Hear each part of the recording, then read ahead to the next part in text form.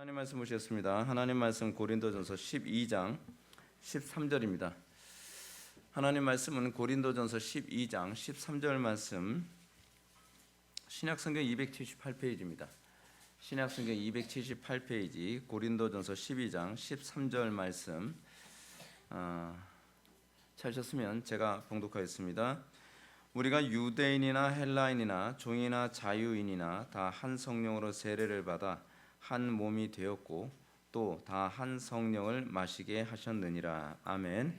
이 시간은 하이델베르크 유리문답 제2문 우리의 구속에 관하여 제7주일입니다. 오늘 20문부터 23문까지 보겠는데요.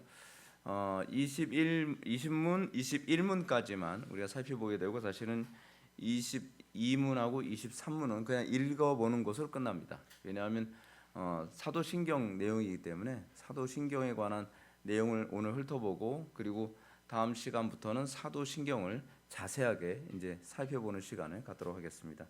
먼저 서론 한번 보실까요? 서론. 우리가 지난 5주일에 살펴본 것은 하나님의 의에 대한 것이었습니다. 그리고 6주일엔 중보자와 우리 주 예수 그리스도에 대해서 살펴보았어요. 이제 제 7주일에는 어떻게 그 중보자를 통하여 하나님의 의가 우리에게 전달될 수 있는가를 살펴보게 됩니다. 하나님의 의가 중보자를 통해 우리에게 전달될 수 있는 길은 오로지 믿음을 통해서만 가능합니다. 그리고 그 믿음은 성부와 성자와 성령께 대한 믿음을 내용으로 합니다. 그리고 이 믿음의 내용을 정확하게 정리한 것이 바로 사도신경입니다. 우리가 이제 지난 시간까지 계속 살펴본 것이 하나님의 의이고 그리고 그 하나님의 의에 우리가 어떻게 도달하느냐에 관한 문제를 우리가 살펴봤습니다. 분명히 우리가 기억해야 되는 부분이 뭐냐면 우리가 하나님의 의를 모르면 우리가 지난 로마서 강해하고도 굉장히 이게 연결되어집니다. 우리가 하나님의 의를 모르면 내 의를 가지고 힘써 하나님의 의를 거역하는 행동을 하게 됩니다.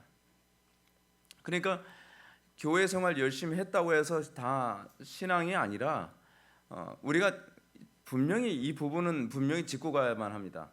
지난 로마서 강해에서도 여러분들한테 언급했던 것처럼 사도 바울이 유대인들을 향해서 사도 바울이 지적했던 게 뭡니까? 저들이 하나님께 열심히 있어요. 열심히 있는 건 맞아요. 근데 그 열심이 바른 열심이 아니었다는 게 문제입니다. 그리고 하나님을 잘 몰라요.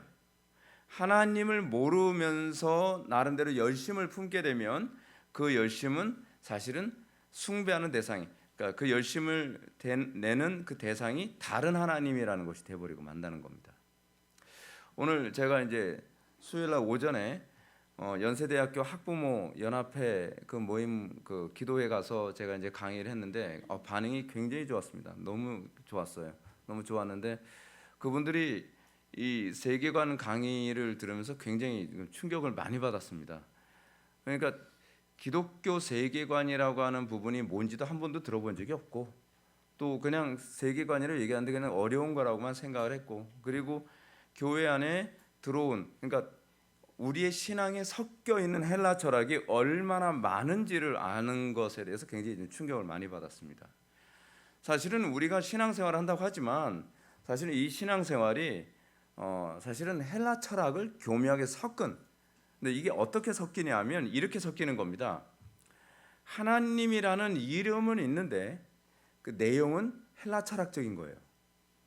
성령님이라는 이름은 있는데 그 내용은 헬라 철학적인 거예요. 그리고 중보자라는 그 내용은 그 이름은 있는 우리가 받아들이는데 내용은 헬라 철학적인 거예요.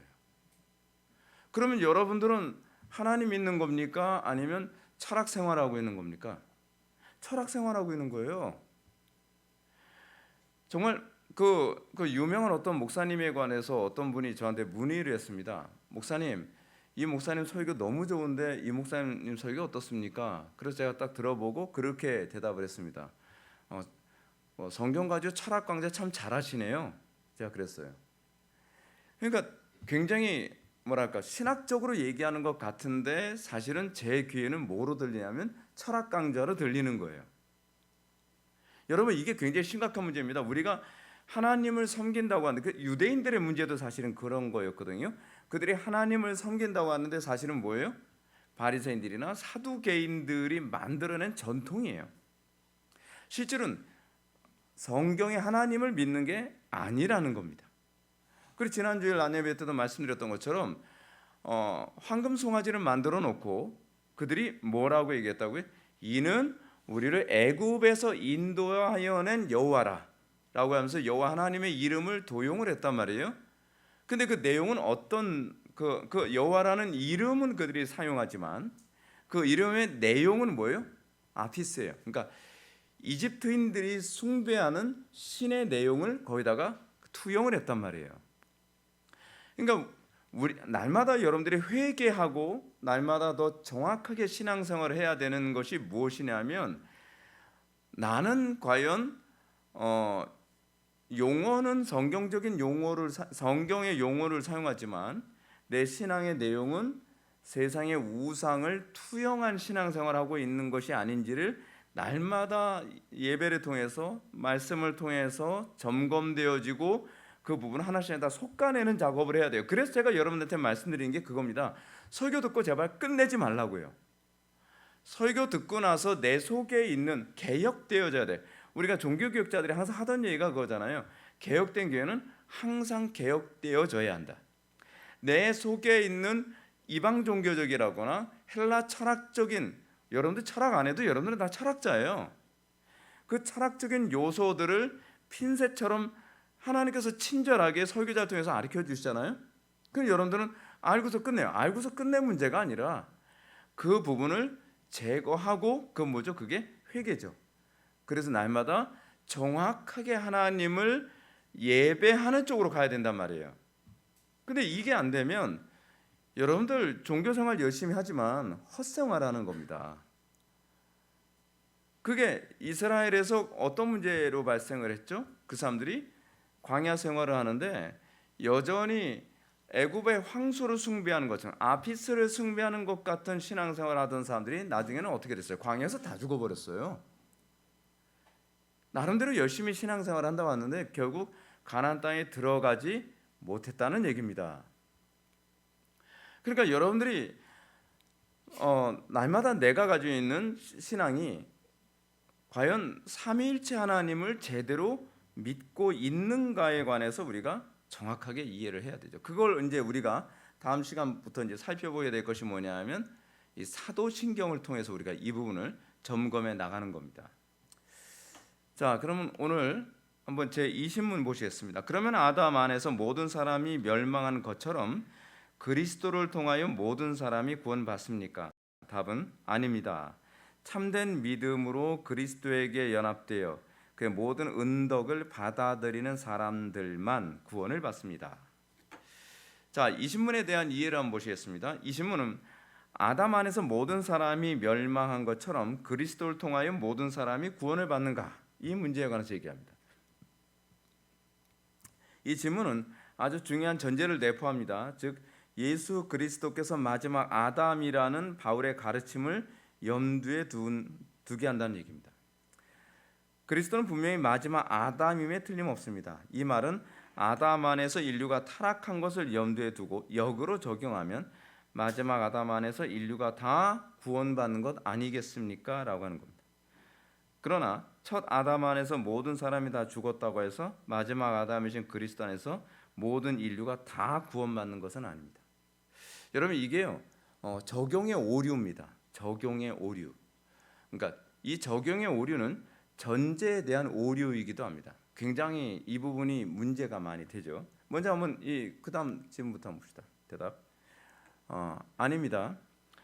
참된 믿음으로 그리스도에게 연합되어 그의 모든 은덕을 받아들이는 사람들만 구원을 받습니다. 하이델베르크 요리문답은 그리스도 안에서 모든 사람들이 다 구원받는 것이 아니라고 단호하게 부정합니다. 다시 말해서 보편 구원론을 부정하는 겁니다. 여러분 이게 전제가 굉장히 중요합니다. 전제가 잘못되면 모든 것에 착시 현상이 생기게 됩니다. 오늘도 제가 이제 연세대학교 학부모 기도회 연합 모임에서 제가 이제 강의를 하면서 그 얘기를 했습니다. 인간이 어떤 전제를 가지고 보느냐에 따라서 아무리 얘기해도 안 보이는 부분이 있다는 겁니다. 이게 굉장히 무서운 겁니다. 여러분, 우리가 대화를 할 때 용어를 굉장히 중요시 여기잖아요. 용어가 정리되어지지 않고 용어에 대한 서로 교통이 되어 있지 않은 상태에서 아무리 얘기해도요, 그 사람 설득 안 됩니다. 왜냐하면 들리지도 않고요, 아무리 얘기해도 보이지도 않아요. 그 대표적인 예가 뭐냐면 이 천동설을 주장하게 된 철학적 배경이 아리스토텔레스의 그 관점 때문에 그렇지 않습니까? 원인론, 그리고 지구 중심론적 사고. 그래서 지구가 우주의 중심이라고 아예 전제를 깔아버려요. 지구가 우주의 중심이라고 전제를 깔아놓고 나니까 아무리 지구가 돈다고 논리적이고 과학적이고 현상학적으로 다 설명해줘도 아무리 봐도 안 보이는 거예요. 아무리 봐도 안 보입니다. 여러분, 지구 평평설주의에 빠진 사람 있잖아요. 일단 지구가 평평하다라고 하는 전제를 가지고 보면 사실은 어떤 이론도 절대로 먹히질 않습니다. 설득 절대로 안 됩니다. 이단들도 아무리 설득해도 안 먹혀들어가는 이유가 뭐냐면 전제가 우리하고 다르기 때문에 그렇습니다. 전제가 다르기 때문에. 그 지구 평평설주의자들이 그런 얘기하지 않습니까? 야, 저쪽 수평선에서 배가 올라올 때 돛부터 올라오니 그렇잖아, 갑자기 보이니, 뭐 이런 얘기한단 말이에요. 그럼 우리가 볼 때 이렇게 돛부터 이렇게 올라온 것 같이 보이지가 않거든요. 망원경으로 딱 보면 어떻게 보이죠? 갑자기 점점 선명해져 보여요. 갑자기 선명해져 보이는 거 보면 지구가 어떤 거예요? 둥글지 않다는 거죠. 여러분, 지구 둥글지 않습니다. 막 설득될 것 같지 않아요? 근데 여기에는 여러 가지 변수가 작용을 하고 있거든요. 사실은 공기의 어떤 굴절 현상이라든지 이런 다양한 부분이 다 내포되어 있는, 그걸 아무리 얘기해도 절대로 먹히지가 않아요. 왜냐하면 전제가 그러니까. 이단에 있는 사람들도요, 왜 이단에 있는 사람들이 아무리 우리가 설득해도 먹히지 않느냐, 그 이유는 뭐냐면 인간의 존재의 목적이 행복이라고 아예 규정을 해버리고, 그리고 하나님은 우리를 위해서 존재하는 거라고 하는 전제를 가지고, 그리고 인본주의적 전제를 가지고서 하나님을 이해하고 나니까 우리가 아무리 성경에 뭐 마태복음 어디에 뭐가 있고 누가복음에 어디 있고 뭐 계시록에 어디 있고 뭐 어디에 뭐가 있고 아무리 이게 다 소용없습니다. 이 전제 문제예요. 근데 이 전제 문제가 어떻게 사실은 바뀌어지는 것이냐면 거듭나야만 전제가 바뀝니다. 그러니까 거듭나지 않은 사람들은 전제가 어디서부터 출발하냐? 본능적으로 자기 사랑에서 출발하거든요. 그러니까 아무리 설득을 해도 내 본성이 받아들일 수가 없는 거예요. 받아들일 수가. 근데 우리가 거듭나고 나면 우리 마음속에 하나님의 사랑이 들어오잖아요. 하나님의 사랑이 들어오면 하나님 사랑, 이웃 사랑이라고 하는 관점으로 바뀌죠. 그리고 나면 하나님의 말씀이 다 받아들여지는데, 예를 들어서 여러분 예정론 같은 경우에는 이해해서 받아들입니까? 아니면 본성적으로 받아들입니까? 그거는 이해해서 받아들일 수가 없습니다. 성경에 있는 상당수의 많은 부분들이 이성적으로 납득되어지는 영역이 아니에요. 왜냐하면 그것이 신적인 영역이기 때문에 시간을 초월하고요. 그리고 초월적이고 수많은 부분들. 근데 그걸 어떻게 받아들이냐 말이에요. 그건 이성이 아니라 우리의 이 전제 때문에 받아들일 수 있게 됩니다. 하나님의 사랑이, 그러니까 하나님께서 나를 사랑하신다는 게 믿어지고 나면 그 다음에 납득이 되는 거예요. 그렇잖아요.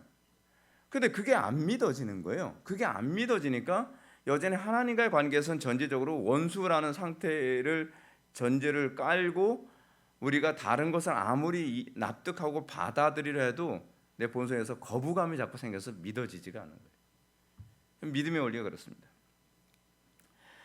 자, 하이델베르크 요리문답에서도 그렇습니다. 하이델베르크 요리문답은 전제가 뭐냐면, 자, 첫 아담을 통해서 모든 인류가 타락했다면 당연히 예수 그리스도라고 하는 마지막 아담을 통해서는 모든 인류가 다 구원을 받아야 되는 것 아니에요? 그것이 공평하지 않나? 라고 생각하는 거예요. 그렇게 생각하는 거예요. 여러분, 이게 전제가 뭐가 잘못됐을까요? 여기서 전제가, 제가 미리 제가 결론적으로 얘기해 드릴게요. 결론적으로 얘기해야 여러분들 헷갈리질 않으니까. 모든 인류가 첫 아담 안에서 다 타락한 건 첫 아담으로부터 태어났기 때문입니다. 그렇잖아요. 그렇다고 한다면 사실은 전제적인 차원에서 그리스도 안에서 모두가 다 구원받아야 되는 것이 아니라 그리스도 안에서 둘째 아담으로부터 태어난 사람만 다 구원받는 게 맞는 거예요. 그럼 둘째 아담이신 그리스도 안에서 다시 태어나지 않았다면 구원 못 받는 거죠. 그래서 다시 태어남이라고 하는 중생, 거듭남이라는 용어가 같이 가게 될 수밖에 없는 겁니다. 그래서 옛사람이 당연히 어떻게 해요? 죽어야 돼요. 옛사람이 죽어야만 그 다음에 우리가 어떻게 해요? 다시 태어나서 이 죄 문제가 해결되고 이 저주로부터 해방이 되는 거죠. 옛사람이 심판을 받지 않고 죽지 않고 구원받는 방법은 없습니다. 우리가 이 부분을 염두에 둬야 되죠. 자, 근데 문제가 뭐냐면 그리스도 안에서 모든 사람이 다 구원받아야 되지 않겠느냐라고 하는 사람들이 가지고 있는 논리가 있습니다. 첫 번째 논리는 뭐냐면 이 전제인데, 하나님은 사랑이시지 않냐는 거예요. 이게 진짜 사랑 얘기만 나오면 약간 좀 스트레스 좀 쌓이죠. 아니, 이 사랑을 아무데나 갖다 붙이잖아요. 아무데나. 근데 하나님의 사랑이라고 하는 이 사랑의 개념도 잘못 이해해서 그렇습니다. 여러분, 우리가 생각하는 사랑과 이 얘기부터 합시다. 우리가 소위 사랑이라고 하는 이 단어를 사용할 때에 사랑이라는 이 용어조차도 사실은 성경이 가르치는 사랑의 개념을 염두에 두고 생각하지 않아요. 어디에서 나온 사랑의 개념이냐면 헬라 철학에서 얘기하는 사랑의 개념이에요. 헬라 철학에서. 왜냐하면 헬라 철학에서 얘기하는 사랑은 뭐냐면, 이거 사랑이라는 용어로 번역을 해서 그렇지 실제로 헬라 철학에서, 그리스 철학에서 얘기하는 사랑이라는 개념은 에로스거든요. 그러니까 육체적 사랑. 근데 육체적 사랑이라는 것은 결국 뭘 얘기하는 겁니까? 이게 좀 포괄적으로 얘기하면 단순히 어떤 음욕을 채운다라고 하는 그런 것만 있는 것이 아니라 그냥 상대방을 행복하게 해주면 그것이 사랑이라고 생각하는 거예요. 여러분, 행복하게 해주면 사랑인가요? 어떤 것은요, 당장은 행복하게 해주지만 그것이 그 사람을 파멸에 이르게 할 수도 있는 것들이 많거든요. 성경이 가르치는 사랑에 관한 개념을 가장 잘 보여준 것이 뭐냐면, 이게 왜곡된 사랑을 선명하게 해주신 것이 뭐냐면 십자가입니다. 하나님의 사랑은 공의를 훼손하지 않는 한도 내에서의 사랑입니다. 그리고 정의와 진리를 벗어나지 않는 차원에서의 사랑입니다. 그래서 하나님께서 우리를 사랑하실 때 어떻게 사랑하셨어요? 그리스도를 통해서 주님께서 보이셨죠. 우리를 사랑하시되 공의를 훼손하지 않기 위해서 자기 아들을 십자가에 못 박아 죽여 우리의 죄에 대한 대가를 다 치르게 하시면서 우리를 사랑하신 겁니다. 그러니까 우리가 이 사랑이라고 하는 얘기, 여기서 이제 또 그런 얘기하는 거죠. 사랑의 하나님은 예수 그리스도의 대속의 은총을 모든 인류에게 다 적용하는 것이 맞지 않나요? 하나님이 사랑의 하나님이시라면 한 명도 지옥 가지 않아야지 맞는 것 아니겠습니까? 뭐 이런 논리죠. 여러분, 근데 이런 논리를 한다면, 아니 그 잔인하게 사람들 죽이고 많은 사람들에게 피해를 끼친 사람들에 대한 공의적 심판이 없는 그 하나님이 과연 사랑의 하나님이라고 얘기할 수 있겠습니까? 그렇지 않아요? 여러분, 사랑의 또 다른 표현이 뭔지 아십니까? 공의입니다. 공의. 지금 우리나라 지금 이제 이 얘기 이제 안 하려고 하다가 진짜 얘기해야 될 것 같아요. 우리나라 사법부가 왜 저질인지 아십니까? 우리나라 사법부는요, 공의롭지가 못해요. 그러니까 자기가 대한민국의 권력을 백그라운드로 딱 버티고 있을 때는 목에 힘 딱 주고 법복 입고서 조금만 판사님 이거 너무 억울한 거 아닙니까? 억울해? 그러면 안 되겠다. 너 가중처벌, 양형 해가지고서 어떻게 해요? 1년 징역 들어갈 사람 3년 때리면서 자기 권위를 잡는단 말이에요. 그렇지 않나요?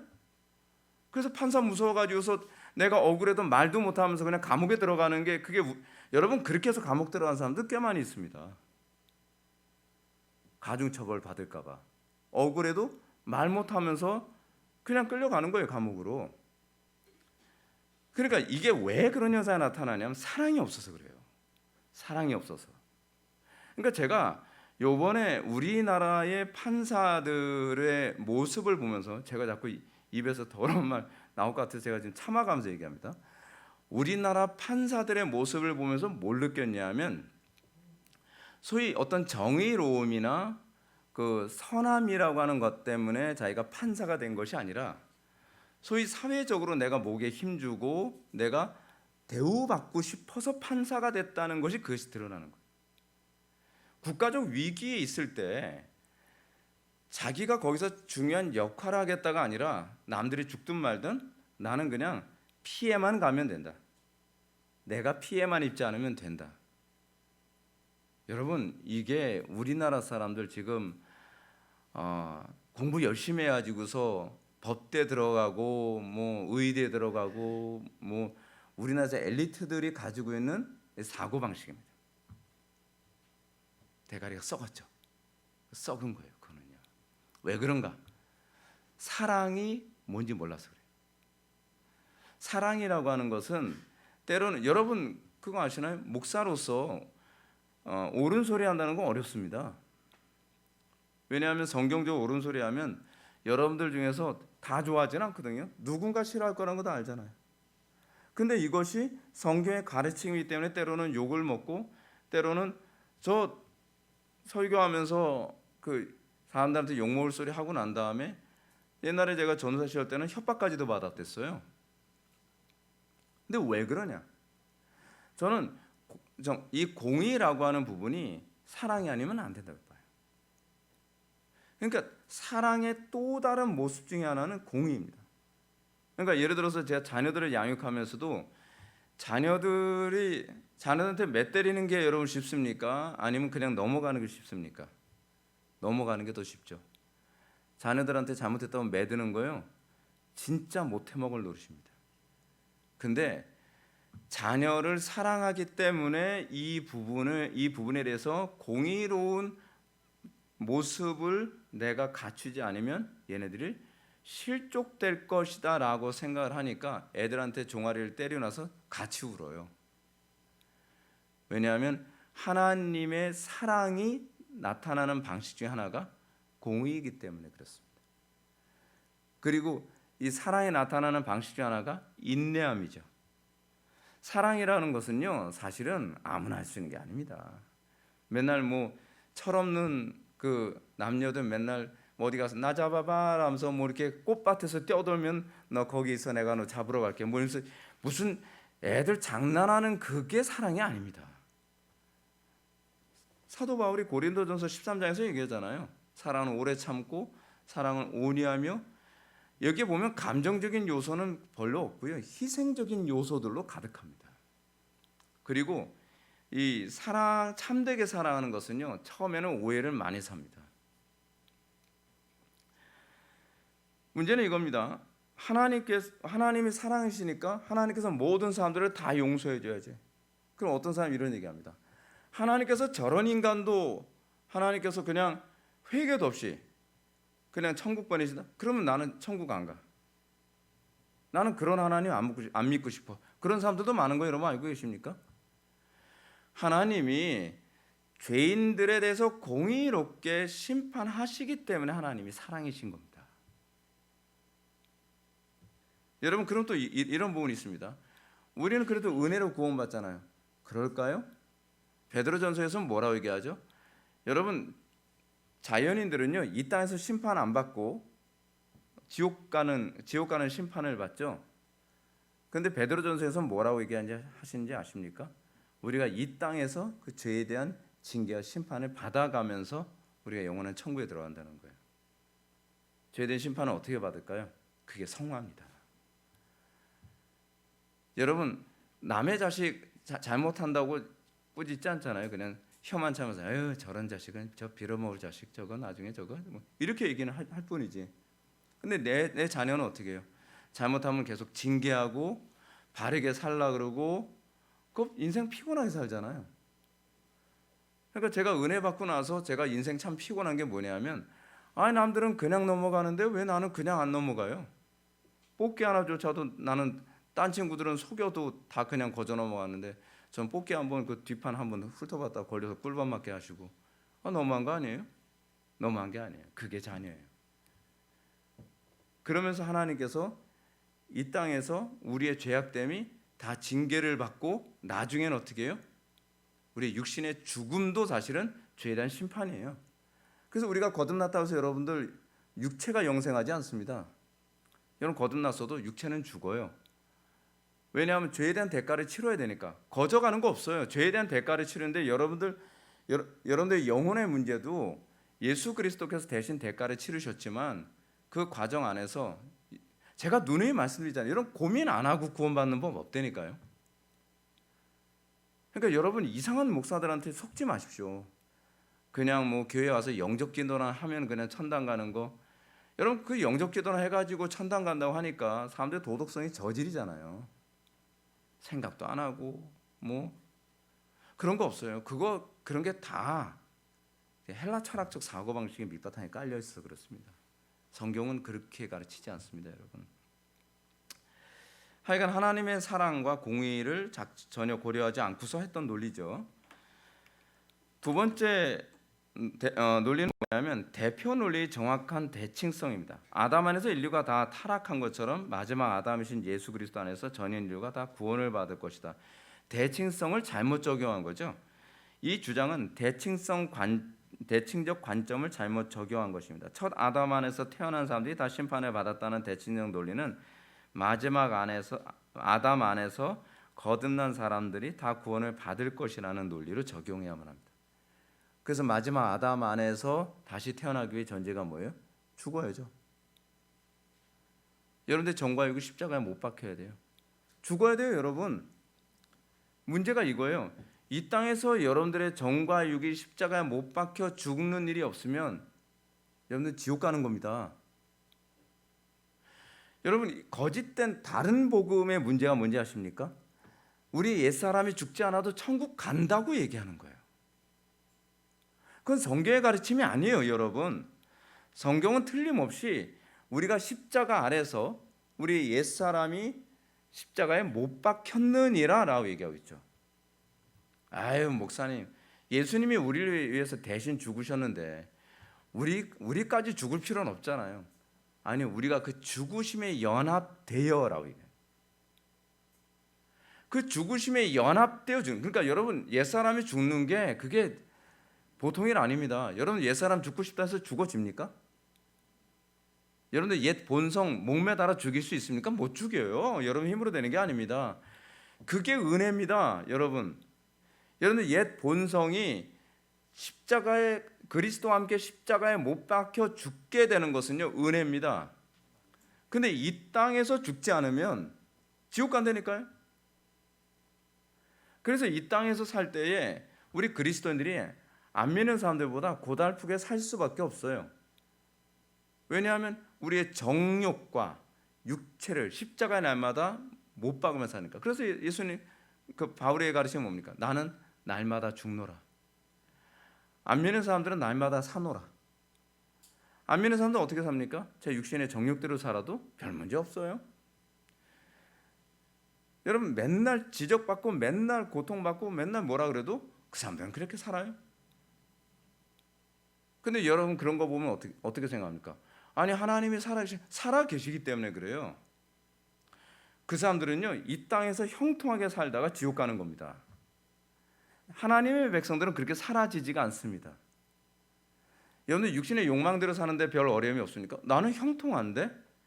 나는 내 육신의 욕망대로 내 게으름대로 내 사리사욕대로 살아도 나는 별로 어려움 없이 이렇게 싹싹싹싹 잘 피해가면서 잘 사라지는데 여러분 그 사람 기도해 줘야 됩니다.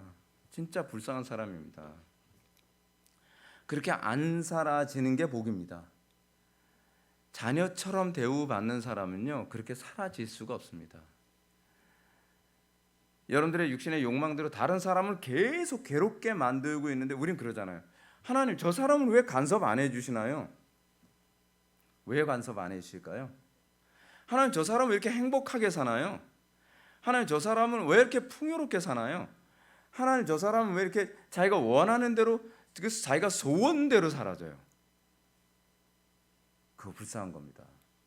고민할 기회도 안 주어지잖아요. 근데 우리는 어떻습니까? 우리는 날마다 하나님의 간섭 안에서 옛사람을 십자가에 못 박지 않으면 하나님께서 그 문제를 해결도 안 해주세요. 계속적으로. 그게 얼마나 복입니까? 그래서 우리 옛사람 십자가에 못 박히고 그리고 나서 우리의 육체는 죽고 주님께서 재림하셨을 때 우리의 육체까지 다시 완전히 회복됨으로 어떻게 해요? 구원이 완성되는 거죠. 그렇게 되는 겁니다. 성경이 뭐라 그러죠? 악한 자의 형통을 뭐 하지 말라? 부러워하지 말라. 그 자체가 심판입니다.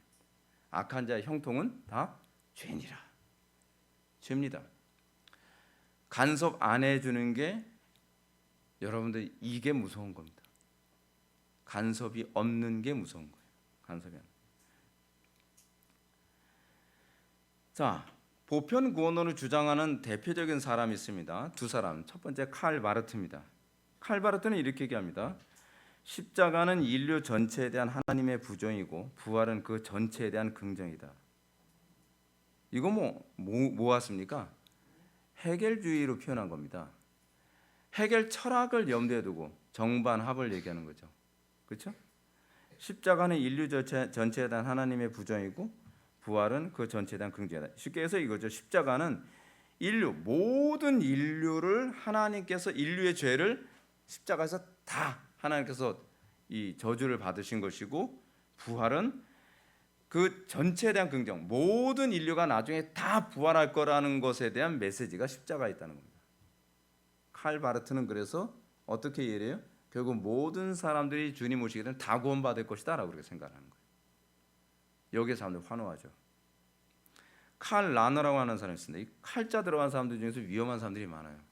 칼 바르트, 칼 라너. 근데 다 나쁜 건 또 아니에요. 또 칼빈. 칼빈은 존 칼빈이네요. 예. 예. 왜요? 좋은 칼이니까. 예. 이거 뭐 해석하기. 하여간 칼 들어간다고 해서 다 좋은 건 아닌 것 같아요. 근데 그 칼 라너. 복음이 어느 지역에 들어가기 전까지는 그 지역에 있는 다른 종교들이 구원에 이르는 역할을 한다. 이를 익명의 크리스천이라 한다. 여러분 익명의 크리스천이라는 얘기 많이 들어보셨죠? 소위 복음주의 노선에 있는 교회에서 이런 얘기 많이 하거든요. 익명의 크리스천. 어디서 많이 듣던 얘기 이게 뭐 되게 좋은 것 같아요. 근데 이 익명의 크리스천이라는 것이 무슨 얘기냐면 복음이 이런 거죠. 여러분 복음이 안 들어간 사람들은 그럼 지옥 갑니까? 얘기했을 때 우리는 어떻게 오죠? 네, 복음이 안 들어서 복음 못 들었으면 네, 지옥 갑니다. 그렇게 얘기하죠. 에이, 하나님은 이렇게 편협하시면 안 되죠. 자기네들이 복음을 만들어요. 복음이 안 들어갔으면 그 지역에는 다른 종교들이 있지 않아요? 그 종교도 통해서 구원받은 거예요. 근데 복음이 선명하지 않았을 뿐이지. 그런 사람들이 어때요? 기분이 땡큐죠. 그럼 여러분 복음이 왜 있어야 돼요? 어차피 뭐 이상한 복음이든 뭐 다른 종교든 잘만 믿으면 구원을 받을 텐데 그렇지 않습니까? 칼 라너 같은 사람들은 이런 사람들이 지금 종교 통합의 중심을 이루어서 사람들을 설득하고 있는 거예요. 많은 사람들이 여기에 환호하는 거죠. 그러면 어떤 사람들만 구원을 받을 수 있다는 것이겠습니까? 자, 이제 우리 편협하게 생각합시다. 그 자유주의자들은 우리 보고 편협하다 그래요. 왜 구원받는 사람이 있고 누구는 구원받지 못한다 이렇게 얘기를 하니까. 근데 이에 대해서 하이델베르크 유리문답은 참된 믿음으로 그리스도에게 연합되어 그의 모든 은덕을 받아들이는 사람들만 구원을 받는다라고 가르칩니다. 제가 아까 말씀드렸죠. 구원은 어떤 사람들에게만 주어진다고요? 그리스도 안에서 다시 태어난 사람. 요한복음 3장에서 니고데모와 대화를 할 때 그러잖아요. 예수님께서 어떤 사람만 구원을 받는다고요? 위로부터 다시 난 사람, 다시 태어난 사람만 구원을 받는다. 이 얘기는 어떤 논리죠? 첫 아담에게서 태어났기 때문에 모든 인류가 저주를 받은 것처럼 마지막 아담에서 다시 태어나야만 우리가 그 저주로부터 해방된다. 근데 마지막 아담으로부터 태어나려면 그 전제가 있죠. 어떻게 해야 돼요? 첫 아담으로부터 물려받은 게 죽어야 돼요. 우리 옛사람이 죽어야 돼요. 이 땅에서는 뭐가 죽어요? 우리의 옛 본성이 죽는 거죠. 옛 본성이. 근데 육체는 여전히 살아 있어서 로마서 8장에서 7장에서처럼 오라 공고한 사람이라도 누가 사망의 몸에서 나를 건져내랴라고 하는 탄식 가운데 살아가게 되죠. 왜요? 우리는 두 개의 그 본성이 공존해요. 우리 육체는 옛 아담으로부터 물려받았기 때문에 끊임없이 죄의 법을 따르려고 해요. 그렇죠? 근데 우리의 거듭난 본성은 마지막 아담이신 그리스도로부터 다시 태어났기 때문에 우리에게 두 법이 끊임없이 갈등한단 말이에요.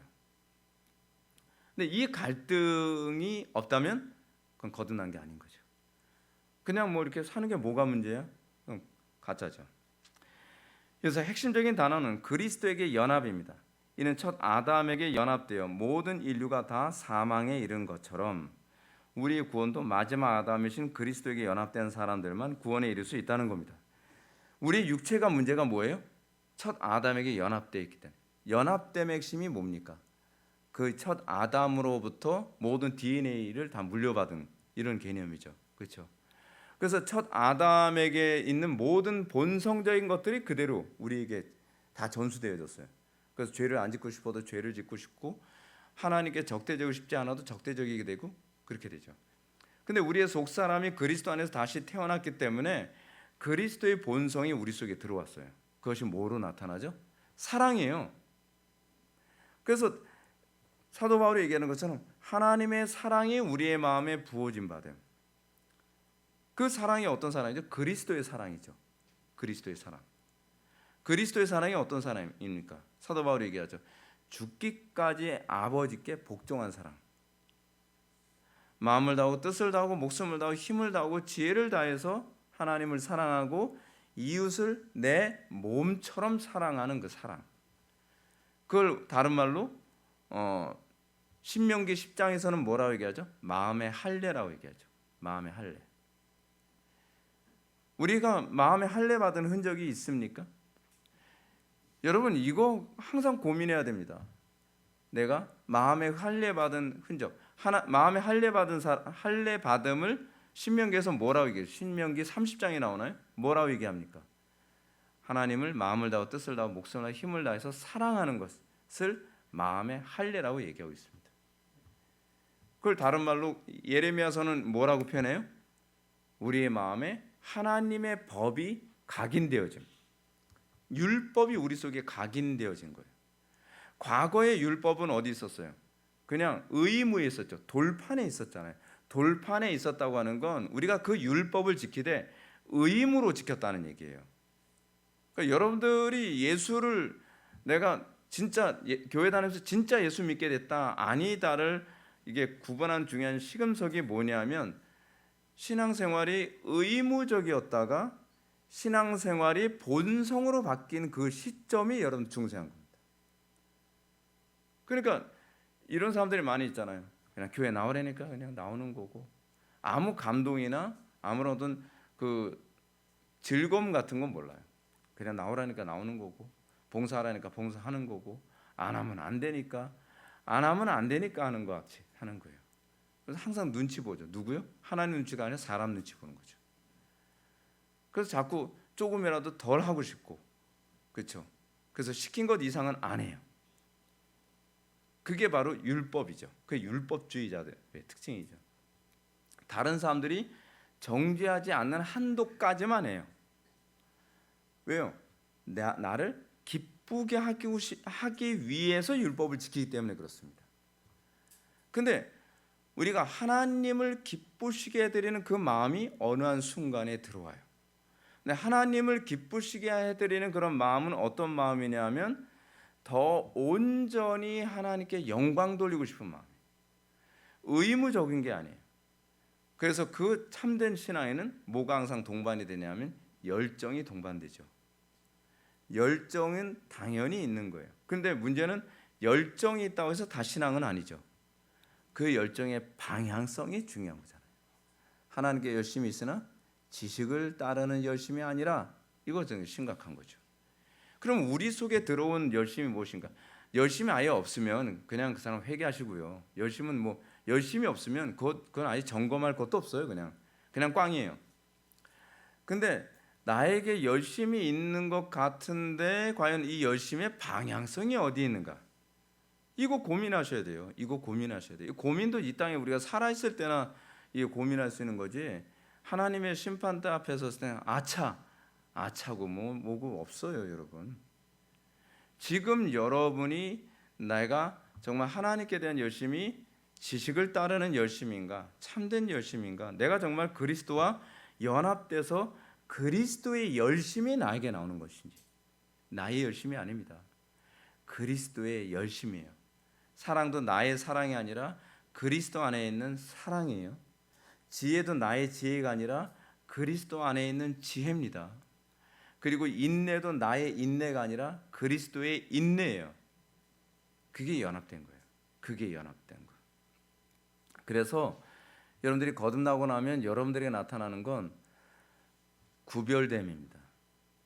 그러니까 자연인의 열심, 자연인의 사랑, 자연인의 그런 종교 행위와 이게 딱 구별될 수밖에 없어요. 달라요. 다릅니다. 예.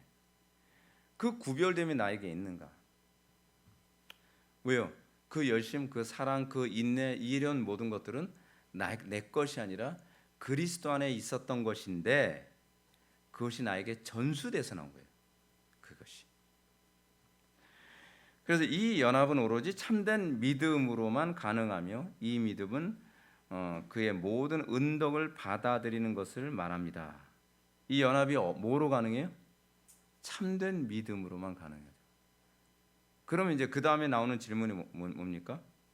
참된 믿음이 뭐냐? 이런 질문이 나오겠죠. 근데 그건 좀 이따 이제 얘기합시다. 그래서 연합의 고리는 오로지 성령님이십니다. 우리가 유대, 헬라인이나 종이나 자유인이나 다 한 성령으로 세례를 받아 한 몸이 되었고 다 한 성령을 마시게 하셨느니라. 이 그리스도와 연합하게 하는 것, 그것을 우리 믿음이라고 얘기하죠. 근데 이 믿음은 성령의 역사입니다. 결단의 역사가 아니에요. 내가 결단해서 예수를 믿게 되었다. 내가 뭐 영접 기도했으니까 내가 예수 믿게 되었다. 그거 아닙니다. 이건 오로지 성령의 은혜를 통해서만 가능합니다. 그래서 한 성령으로 세례를 받죠. 그리고 두 번째로 성령이 우리 안에 거하시면 예수 그리스도께서 우리 안에 거하시는 것이고 그리스도께서 우리 안에 거하십니다. 그리스도께서 우리 안에 거하셨기 때문에 나의 인내가 아니라 그리스도의 인내, 나의 사랑이 아니라 그리스도의 사랑, 나의 지혜가 아니라 그리스도의 지혜, 나의 분별력이 아니라 그리스도의 분별력, 나의 능력이 아니라 그리스도의 능력. 그래서 이 모든 것에 대해서 영광을 그리스도께 돌려야죠. 그렇죠? 여러분들이 은혜 받고 나서 이거를 체감할 수 있어야만 합니다. 이거를. 이 연합을 또 비유로 설명하죠. 모퉁이 돌과 연결된 성전의 여러 돌들. 여러분, 예수님이 모퉁이 돌이라고 얘기합니다. 성전의 모퉁이 돌이에요. 근데 성전 전체를 거룩하다라고 얘기하잖아요. 성전을 거룩하다라고 하는 건 성전이 거룩해서가 아니라 성전의 돌 하나가 거룩하기 때문에 그 돌과 연결되어진 다른 돌들이 거룩하다 취급을 받는 거예요. 그렇죠? 그리스도라고 하는 거룩한 그 돌에 다른 여러 돌들이 연결되어져서 그 다른 돌들이 원래 거룩하지 않은데 거룩한 거로 취급되는 겁니다. 우리도 그렇습니다. 우리의 본성상 우리는 거룩할 수 없습니다. 근데 우리가 그리스도와 연합되어짐으로 말미암아 그리스도의 그 거룩이 우리에게 해당되어지죠. 그래서 우리의 삶이 구별됨이 나타날 수밖에 없는 거예요. 구별됨이. 안 나타나도 되는 거 아닙니다. 이것과 관련된 그림 언어가 아담과 모든 후손들, 남자와 여자, 머리와 지체, 포도나무와 가지입니다. 이거를 여러분 이거를 체험하려면 그냥 이론으로만 알지 마세요, 여러분들. 아담과 모든 후손들, 첫 아담 안에서 모든 사람들이 타락한 것처럼 마지막 아담 안에서 우리가 거룩해졌는가? 이거 반드시 점검해야 되는 부분이거든요. 또 하나, 남자와 여자. 여러분 결혼했죠? 결혼하고 나면 여러분들은 거기서 이제 시험대에 살아가는 겁니다. 그냥 결혼했으니까 그냥 살지 마세요. 제발 좀 그렇게 살지 마세요. 결혼 안에서 남편과 아내와의 관계 안에서 하나님의 신비를 계속 찾아내려고 해야 돼요. 여러분 그 사도 바울이 에베소서에서도 얘기하고 골로새서에서도 얘기하고 계속적으로 얘기한 게 그거 아닙니까? 하나님께서 왜 결혼이라고 하는 걸 우리에게 허락하셨어요? 이는 그리스도와 교회를 가르쳐 줍니다. 어디서 얘기하는 거예요? 에베소서 5장에서 얘기하는 부분이잖아요. 그러면 우리가 결혼 관계 안에서 남들처럼 맨날 뭐 술래잡기 하라고 결혼을 우리에게 해주신 것 아니고요. 남들처럼 맨날 무슨 카페 가서 차 한잔 같이 하고 뭐 결혼식 결혼 기념일 되면 꽃다발 가져와서 뭐 서로 기분 좋게 해주고 그러라고 하나님께서 우리에게 결혼을 주신 것이 아니라 적어도 부부가 예수를 다 믿는다고 한다면 어떻게 해서든지 남편과 아내와의 관계 안에서 그리스도와 교회의 신비를 체험하는 공간으로 삼아야 돼요. 그 관계를. 그거에 관심이 없으면 어떻게 해요? 예수 믿는다는 사람들이. 그렇지 않습니까? 어떻게 하든지 그리스도와 교회의 관계를 남편과 아내의 관계 안에서 그것을 현실화시킬 수 없을까를 고민해야죠. 여러분들 제가 목회할 때 여러분들한테 하는 게 뭡니까? 성경이 가르치는 교회를 현실화시키기 위해서 제가 무진장애를 쓰잖아요. 대부분 교회는 그렇게 생각하잖아요. 뭐 교회의 신비에 대해서 그것을 현실화시키는 데 관심이 없어요. 근데 그렇지 않아요. 저는 교회가 신비적 연합이라고 했을 때에 저는 어떻게 해서든지 교회가 공동체적으로 하나님의 영광을 더 선명하게 드러낼 수 없을까라고 고민하기 때문에 제가 설교 한 편도 제대로 하려고 애를 쓰고 성찬도 정말 이거 얼마나 성가신데요. 이거 매번 성찬식 하는 거. 성찬식도 계속 하는 거고 권징도 그래서 하는 거고 그리고 교회 안에서 어떻게 하든지 이 공동체 안에 서로 그 성도가 서로 교통함이 있도록 하기 위해서 신앙 고백에 동의하는 사람들만 받는 거예요. 왜냐하면 교회를 제가 목회를 하는 궁극적 목적이 뭐냐면 얼마나 많은 사람들 천당 보내느냐가 저는 목회라고 생각하지 않거든요. 하나님께서 저에게 목회를 맡길 때에 목회의 궁극적 목적은 하나님의 영광을 더 선명하게 나타내는 데 있어요. 하나님의 영광을 선명하게 나타내는 것. 그러려면 어떻게 해야 됩니까? 성경대로 가야 돼요. 신앙 고백을 중심으로 사람들을 받아야 되고요. 그리고 신앙 고백에 위배되면 그 피곤하지만 때로는 권징도 해야 되고요. 권면도 해야 되고요. 어떻게 하든지 정확하게 교회가 움직여지는데 그것이 제가 편하려고 하는 것이 아니라 그렇게 해야 하나님의 영광이 선명히 드러나는 거죠. 그래서 여러분들 총신대학교 그 교수님 중에 한 분이 우리 교회에 와서 그 말씀하시잖아요. 나 이런 게 처음 봤다고요. 진짜 내가 이상적으로 생각한 그 교회가 현실화된 게 처음 봤다고 얘기하잖아요. 여러분 그렇게 힘든 겁니다. 힘든 거예요. 근데 여러분들 그거 얼마나 느끼시는지 모르겠어요. 우리 교회는 정말 엄청난 복을 받은 교회입니다. 근데 제 목회가 사실은 항상 거기에 초점이 맞춰져 있어요. 여러분들이 결혼했을 때 여러분들의 가정도 서로 부부가 편하게 살려고 애쓰지 마세요. 쉽고 재밌고 행복하게 살려고 하는데 애쓰지 마세요. 어떻게 하든지 소소한 거 하나하나까지 그리스도와 교회의 관계를 부부 관계로 표현한 것처럼 어떻게 우리의 가정, 우리의 부부는 그 영광을 더 선명하게 드러낼까 항상 고민하는 사람이 좀 돼야 됩니다. 묵상을 많이 하시고. 그 머리와 지체의 관계도 사실은 남편과 아내의 관계하고도 연결되고 있고요. 포도나무와 가지, 뭐 이거 다 그렇습니다. 다 그림 언어죠. 존 머레이는 이렇게 얘기합니다. 신앙생활에는 지적인 신비주의가 있다. 신앙생활에는 뭐가 있다고요? 지적인 신비주의. 자, 지성적인 신비주의. 하나님의 말씀대로 우리가 준행하며 살아갈 때에 세상이 흉내낼 수 없는 그 신비로움이 신앙생활에 있죠. 여러분 그걸 추구해야만 합니다. 그거를 추구해야 돼요. 전 여러분들이 그런 거에 대한 열정이 좀 있었으면 좋겠습니다. 자, 21문 참된 믿음이란 무엇입니까? 참된 믿음은 하나님께서 그의 말씀에서 우리에게 계시하신 것이 진리라고 여기는 확실한 지식이며 동시에 성령께서 복음으로서 내 마음속에 일으키신 굳은 신뢰입니다. 그 순전한 은혜로 오직 그리스도의 공로 때문에 하나님께서 죄사함과 영원한 의로움과 구원을 다른 사람뿐 아니라 나에게도 주심을 믿는 것입니다. 21문에 대한 믿음, 아까 우리가 그리스도와 연합하기 위해서는 뭐가 필요하다고요? 참된 믿음이 필요하다 그랬죠. 그러면 여러분들이 당연히 나와야 되는 질문이 뭐예요? 그럼 참된 믿음이 뭡니까? 따져야죠. 따져야 돼요.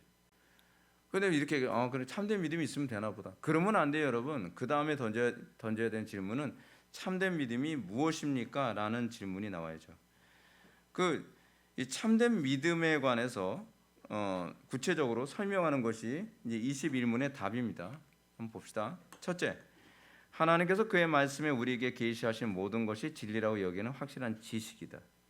하이델베르크 요리문답에서 참된 믿음이 성립되기 위한 첫 번째 조건은 뭐냐면 올바른 지식이에요. 그냥 무턱대고 믿는 게 아닙니다. 부흥회 때 그런 데잖아요. 그 부흥 강사가 맨날 쇼하면서 믿습니까? 그러면 아멘. 믿습니까? 아멘. 도대체 그 할머니들 그 권사님들 앉아서 맨 앞에 앉아가지고 맨날 그냥 부흥 강사가 침 튀어가면서 믿습니까? 믿습니까? 그냥 아멘 아멘 하는데 그럼 뭘 믿습니까? 그게 잘 몰라요. 내가 뭘 믿는지 몰라요. 우리 뭘 믿습니까? 우리가 믿는 게 뭡니까? 흔히 나오는 게 그거죠. 예수님께서 나를 위해서 십자가에 못 박혀 돌아가신 거 믿습니다. 이건 한 50점짜리 답입니다. 정답이 뭐냐면 삼위일체 하나님을 믿는 겁니다. 삼위일체 하나님 안 믿으면 믿음이 아닙니다, 여러분. 근데 우리는 삼위일체 하나님에 대해서 관심이 없어요. 우리 교회 오신 분들 상당수가 그런 얘기하지 않습니까? 삼위일체에 대해서 배워본 적이 없어요 라고 얘기를 해요. 아니 우리 삼위일체 하나님 믿으러 예배당 오는 거잖아요. 근데 삼위일체 하나님을 안 배우면 그럼 뭘 믿습니까 도대체? 되게 심각한 거죠.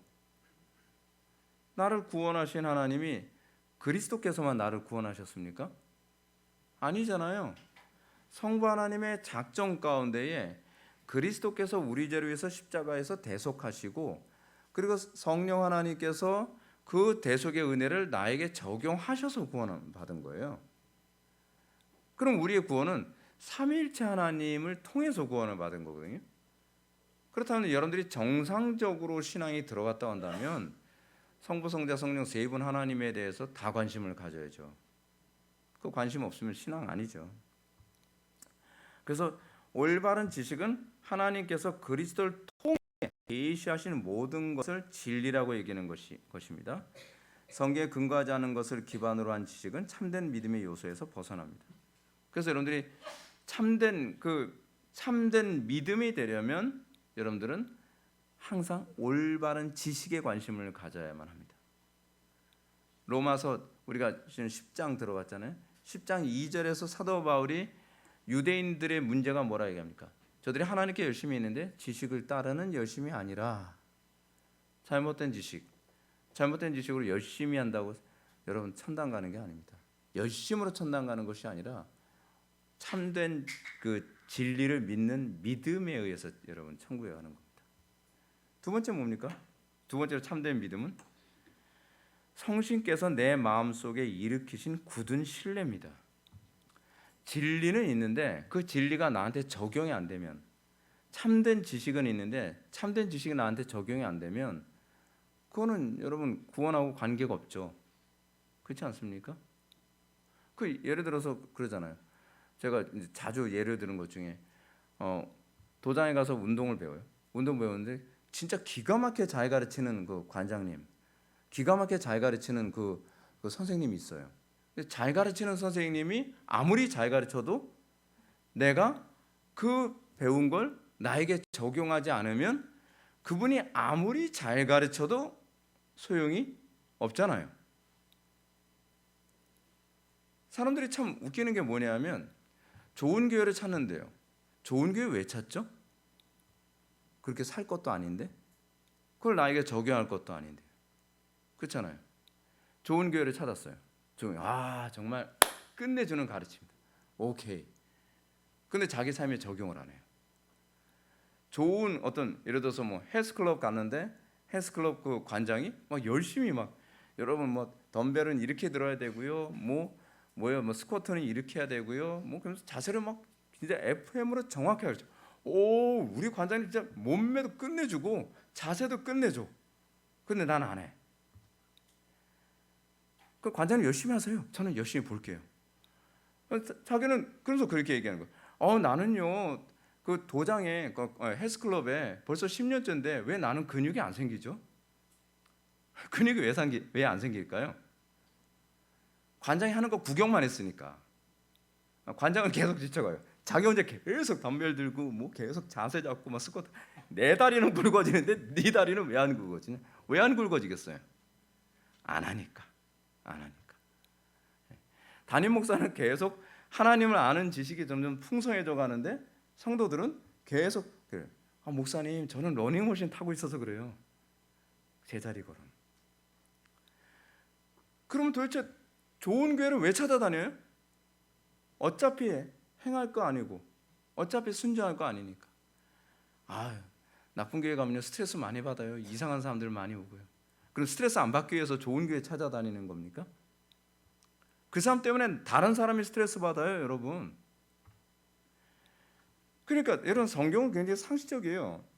좋은 올바른 진리, 바른 지식을 가졌다고 한다면 그 다음에는 우리가 끊임없이 기도하면서 성령님께서 그것을 나에게 적용하시도록 끊임없이 구하고 찾고 두드리고 인내하며 그 말씀으로 살아가려고 하는 이 과정들이 같이 가야죠.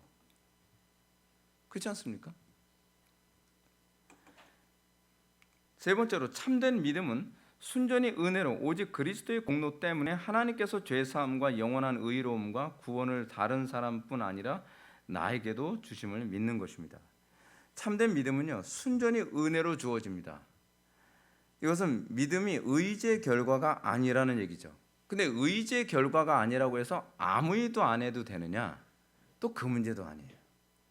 그 문제도 아니란 말이에요. 제가 요번 주에 이건 미리 여러분한테 금주의 묵상을 한번 좀 보시게 되면 금주의 묵상에 제가 이런 글을 올렸습니다. 여러분들 한번 그제 뭐 이런 돌아오는 주일날 제가 또 말씀드릴 테니까 한번 들어보세요.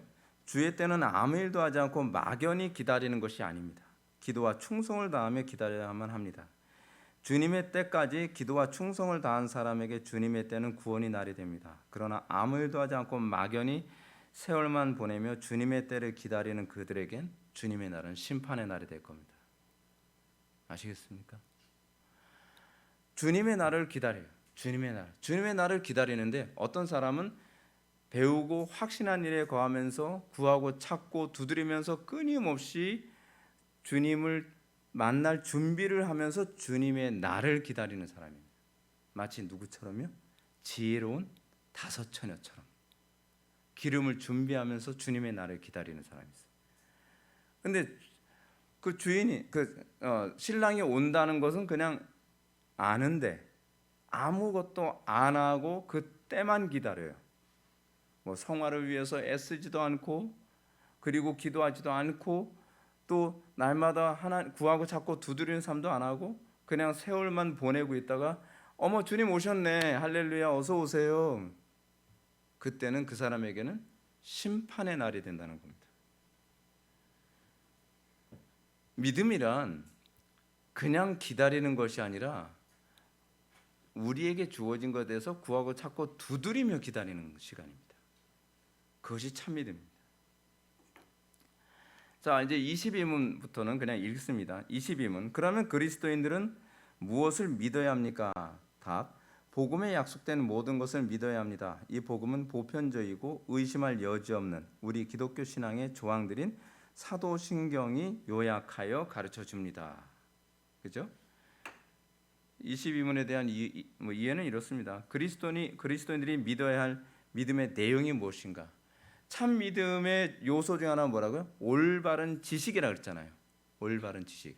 그럼 올바른 지식이 뭡니까? 라는 질문이 당연히 나와야죠. 첫 번째, 참 믿음이 무엇입니까에 대해서 대답을 해줬다고 한다면 그럼 올바른 지식이 무엇입니까? 라는 얘기가 나오죠. 그 확실한 지식, 그 확실한 지식에 대해서 베레아 사람들은 이런 태도를 견지했죠. 베레아에 있는 사람들은 데살로니가에 있는 사람들보다 더 너그러워서 간절한 마음으로 말씀을 받고, 참 믿음에 속하는 사람들은 어때요? 올바른 지식을 구하고 찾고 두드리죠. 찾아야 돼요. 이게, 그리고 앞에서 진리라고 얘기하는데 그것이 정말 진리인가 아닌가 거짓인가 여러분 점검해야 됩니다. 우리는 그런 얘기 많이 들었죠. 목사 설교 판단하지만 왜 판단 안 해요? 판단해야지. 그렇지 않습니까? 이 판단이라고 하는 말을 여러분들 조심하셔야죠. 판단이라는 말은 분별한다는 얘기입니다. 여러분들 강단에서 말씀이 선포될 때 성경에서는 그것이 그런가 그렇지 아니한가 분별하는 것에 대해서 정죄하는 일이 없어요. 오히려 무비판적으로 수용하는 것에 대해서 오히려 정죄해요. 오히려. 그러니까 여러분들이 이것이 성경에 그러한가 아닌가 상고하여 보고 대신에 성경적이면 여러분들 어떻게 해요? 무조건 순종해야 돼요. 거긴 그 다음엔 그 책임감은 여러분들한테 토스되는 겁니다. 제가 바르게 설교를 하는 이 부분에 대해서는 저에게 책임을 하나님께서 물으시지만 제가 올바로 설교를 준비해서 여러분한테 딱 전달을 했는데 여러분들이 그것을 바르게 분별해서 이건 성경 말씀이고 하나님의 말씀이구나 라고 한다면 그 다음에 책임은 여러분들한테 토스가 된 거예요. 그래서 여러분 에스겔서에서 뭐라고 얘기해요? 선지자야 너는 대원하라 라고 얘기한단 말이에요. 대원하는데 네가 만약에 대원하지 아니하면 저 영혼들에 대한 핏값을 네 손에서 받을 것이며 네가 대원했는데 저들이 회개하지 않는다고 한다면 그 핏값을 저들 손에서 찾을 것이라. 이게 여러분들과 저와의 관계예요. 이게. 그러니까 분별 안 하면 성경적이지 않아요. 그리고 분별했으면 그 분별하고 그것이 하나님의 말씀이었으면 여러분은 책임감 있게 그거에 대해서 그 말씀과 씨름하는 태도를 견지해야만 합니다. 복음에 약속된 모든 것은 믿어야 합니다. 이 복음은 보편적이고 의심할 여지 없는 우리의 기독교 신앙의 조항들인 사도신경이 요약하여 가르치고 있습니다. 하이델베르크 요리문답은 참된 믿음의 요소 가운데 확실한 지식의 문제를 제고하는 것을 사도신경이라 가르칩니다. 참된 신앙인들은 분명히 복음에 약속된 모든 것들을 믿어야 합니다. 그러나 복음에 약속된 것을 올바로 믿도록 돕기 위해 교리가 필요하며 이 믿음의 교리를 정리한 것이 바로 사도신경입니다. 사도신경은 단순한 교리가 아닙니다. 모든 시대 모든 성도들이 성경에 계시된 삼위일체 하나님을 어떻게 믿어야 할 것인지를 정리해 놓은 것으로서 이를 통해 이단으로부터 구별된 참신앙을 갖도록 만듭니다. 2000년 교회사를 통해 검증된 신앙 고백입니다. 지금 침례교회에서는 사도신경은 사람이 만들었으니까 받아들일 수 없다. 교리도 사람이 만들었으니까 받아들일 수 없다. 이런 얘기합니다. 그거 다 굉장히 피상적인 얘기입니다. 성경이 가르치는, 그러니까 교회사 안에서 얘기하는 진리라고 하는 것은 원리적인 것을 얘기하는 거예요. 그래서 여러분들이 진리를 문자적으로 이해하면 곤란한 것 중에 하나가 뭐냐면 이번에 우리 청년들하고 우리 학생들한테 성경이 왜 오류가 없는 것인가라고 하는 걸 설명할 때에 여러분 성경에서는 그 오류가 있습니다. 데이터적인 오류, 그렇죠? 예를 들어서 신약에서는 2만 5천 명이라고 얘기를 했는데 구약에서는 2만 5천 명이라고 얘기하는데 신약에서는 2만 4천 명이라고 얘기하고 막 1,000명까지 막 차이가 나게 기록되어진 부분도 있고 막 그래요. 근데 이런 부분 때문에 성경이 진리가 아니냐? 그게 아니죠. 이걸 이렇게 표현합니다. 성경이 진리라고 하는 것은 성경이 정확하다라는 것을 의미하는 것이 아니라 성경이 옳다라는 것을 의미하는 것이다. 그런 차원에서 그 성경의 옳음, 성경의 진리성을 내포하고 있는 것이 교리입니다. 그래서 그 교리를 정리한 것이 사도신경이고요.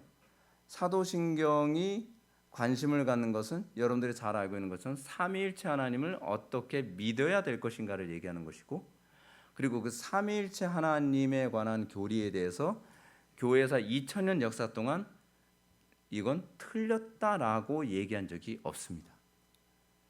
그래서 이렇게 여러분 역사 교회사 안에서 2000년 역사 안에서 검증되어졌다고 한다면 이것만큼 우리가 확실하게 믿을 수 있는 것이 어디 있습니까? 그렇지 않아요? 그러니까 당연히 이걸 믿어야죠. 그래서 23문 사도신경의 조항들은 무엇입니까? 그냥 읽어드릴게요. 나는 전능하신 아버지 하나님 천지 창조주를 믿습니다.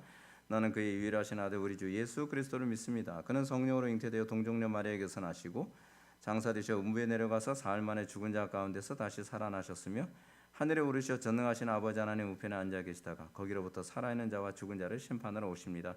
나는 성령을 믿으며 거룩한 공교회와 성도의 교제와 죄를 용서받는 것과 몸의 부활과 영생을 믿습니다. 아멘. 네, 여기까지입니다. 그래서 다음 시간서부터는 우리가 사도신경의 조항을 하나씩 우리가 살펴보고 그것을 통해서 우리가 믿는 하나님은 과연 어떤 하나님이신가?